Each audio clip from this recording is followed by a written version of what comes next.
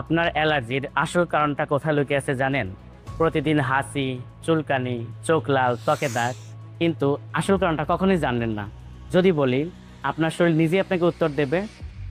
Allergy মানে শুধু সর্দি নয়, খাবার, মাছ, মাংস, ধুলা, ফুলের রেণু, প্রত্যেক জিনিসের শরীর আলাদা প্রতিক্রিয়া দেখায়, কিন্তু কোনটাতে সেটা আন্দাজে হয় না।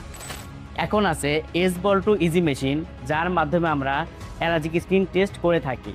খুব সামান্য ব্লাড দিয়ে দেখে ফেলতে পারবেন কোন জিনিসে আপনার শরীর আইজিই অ্যান্টিবডি তৈরি করছে।